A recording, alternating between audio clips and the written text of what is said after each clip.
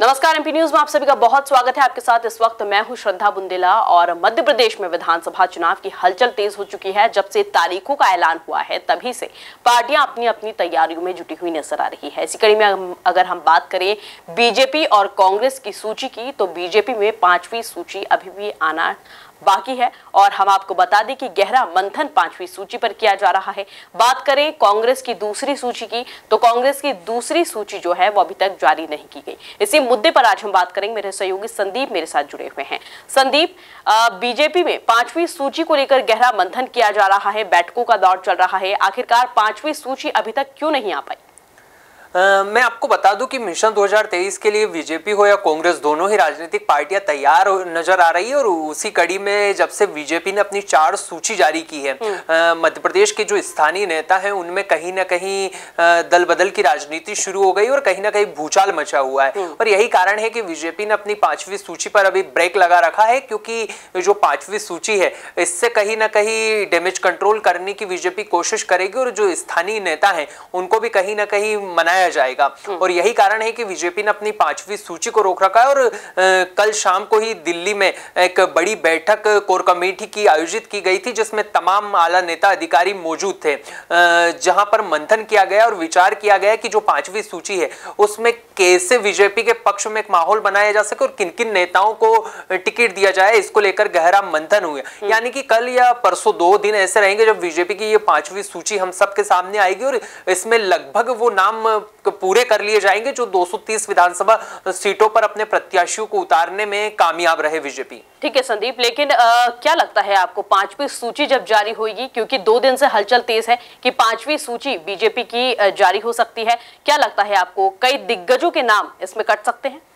मैं आपको बता दूं कि जैसे जैसे मध्य प्रदेश में चुनाव नजदीक आते जा रहे हैं वैसे वैसे मध्य प्रदेश की जो सियासत है वो तेज होती जा रही है और कहीं ना कहीं जो दल बदल की राजनीति है वो भी तेज हो चुकी है। ऐसे में अब उम्मीद जताई जा रही है कि बीजेपी जो अपनी 5वीं सूची लेकर आने वाली है इसमें कहीं ना कहीं नेताओं के नाम कट भी सकते हैं, तो कहीं ना कहीं दूसरे नेताओं को सीट भी चेंज करनी पड़ सकती है।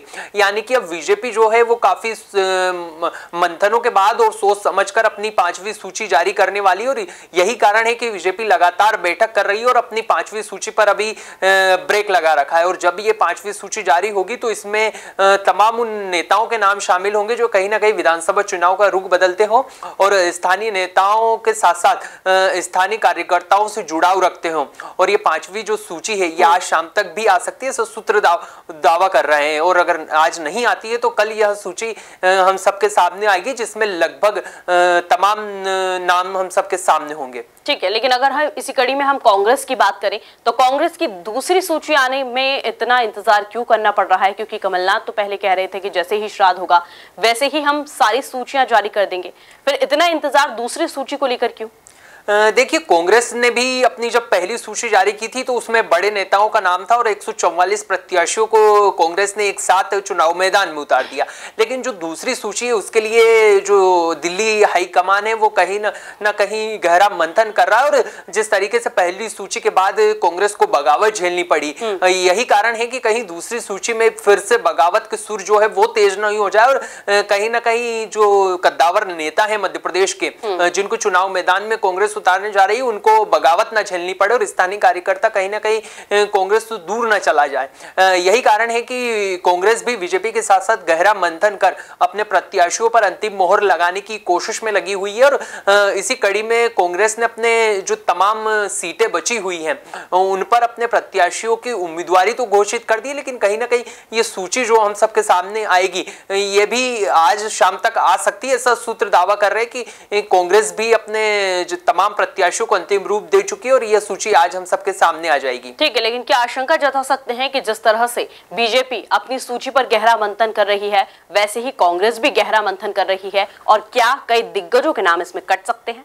मैं आपको बता दूं कि दोनों ही जो राजनीतिक पार्टियां ये काफी सूझबूझ के साथ इस बार अपने प्रत्याशियों को चुनाव मैदान में उतार सकती है, क्योंकि बीजेपी की पहली सूची से लेकर जब 4 सूची जारी हुई थी तो बीजेपी को भी काफी बगावत झेलनी पड़ी थी और स्थानीय कार्यकर्ता काफी बीजेपी से दूर चले गए थे। ठीक उसी प्रकार जब बीजेपी ने के साथ ही जब कांग्रेस ने अपनी पहली सूची 144 प्रत्याशियों को जारी की थी तो कांग्रेस को भी स्थानीय कार्यकर्ताओं का काफी विरोध झेलना पड़ा था और यही कारण है कि बीजेपी अपनी 5वीं सूची को लेकर तो गहरा मंथन कर ही रही है, वहीं कांग्रेस ने भी काफी गहरा विचार मंथन करना शुरू कर दिया है और इसी कड़ी में आज लगातार दिल्ली में बैठक कांग्रेस की आयोजित की गई थी, जिसमें मल्लिकार्जुन खड़गे से लेकर तमाम आला अधिकारी कांग्रेस के मौजूद थे।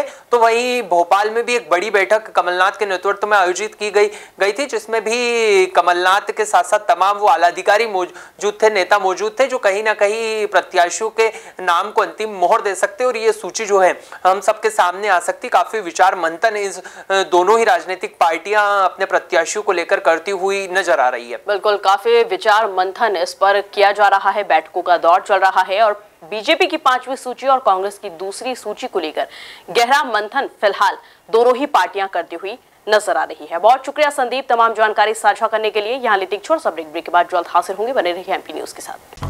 एमपी की नब्ज, एमपी का हाल, मध्य प्रदेश की हर खबर एमपी न्यूज टीवी के साथ। लगातार खबरों के लिए सब्सक्राइब करें हमारा YouTube channel MP news TV. Latest updates के लिए बेल आइकन दबाना जरा भी न भूलें।